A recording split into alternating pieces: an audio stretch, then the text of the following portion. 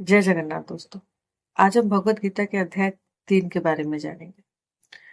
भगवत गीता का तीसरा अध्याय कर्म योग के नाम से प्रसिद्ध है।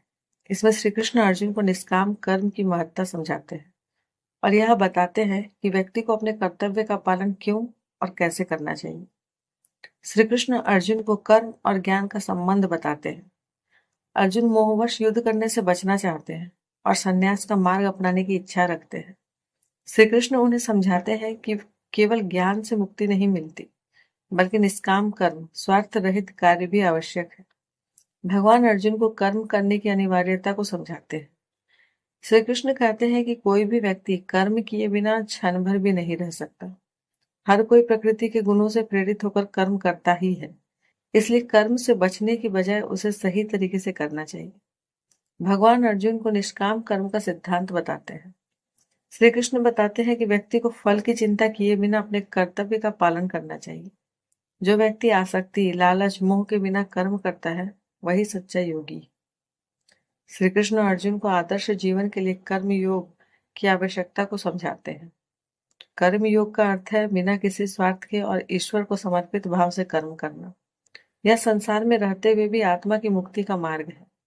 भगवान अर्जुन को श्रेष्ठ पुरुषों का कर्तव्य क्या है, ये बताते हैं।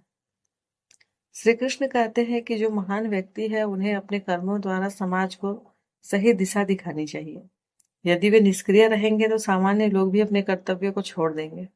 भगवान कहते हैं कि हमें प्रकृति के अनुसार कर्म करना चाहिए। सभी लोग अपने अपने स्वभाव के अनुसार कर्म करने के लिए बाध्य है। जो व्यक्ति कर्म से भागता है, वह भी प्रकृति के नियमों के अनुसार किसी न किसी रूप में कर्म तो करता ही है। भगवान अर्जुन को कहते हैं कि हमें अहंकार का त्याग करना चाहिए। श्री कृष्ण समझाते हैं कि सभी कार्य ईश्वर की माया से ही संपन्न होते हैं। यह सोच कि मैं ही सब कुछ कर रहा हूँ, अहंकार का प्रतीक है। भगवान मोह और आसक्ति से मुक्ति के बारे में बताते हैं। व्यक्ति को अपने कर्मों से आसक्ति नहीं रखनी चाहिए। जो व्यक्ति मोह माया से परे होकर कर्म करता है, वही सच्चा योगी होता है। भगवान ज्ञान और अज्ञान का भेद बताते हैं। ज्ञानी व्यक्ति अपने कर्तव्यों को समझकर निष्काम कर्म करता है, जबकि अज्ञानी लोग केवल फल की चिंता में लगे रहते हैं। ज्ञानी को चाहिए कि वह अज्ञानी लोगों को सही मार्ग दिखाए। भगवान हमें अपने आप को परमेश्वर में समर्पण करने को कहते हैं। अंत में श्री कृष्ण अर्जुन को उपदेश देते हैं कि वह अपने समस्त कार्यों को ईश्वर को यानी कि श्री कृष्ण को समर्पित कर दे और बिना किसी संशय के युद्ध करे। इस अध्याय का मुख्य संदेश यह है कि व्यक्ति को निष्काम भाव से अपने कर्तव्यों का पालन करना चाहिए। कर्म करना अनिवार्य है, परंतु उसमें आसक्ति रखना बंधन का कारण बन सकता है।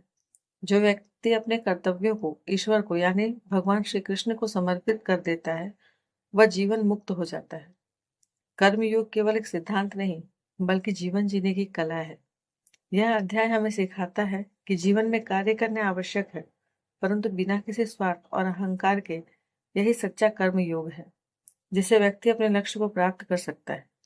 यदि आपको यह वीडियो पसंद आए तो इसे लाइक करें और गीता सार जानने के लिए और सनातन से जुड़ी ऐसे ही और वीडियोस को देखने के लिए हमारे चैनल को सब्सक्राइब करें और बेल आइकन को दबाना ना भूलें। जय जगन्नाथ।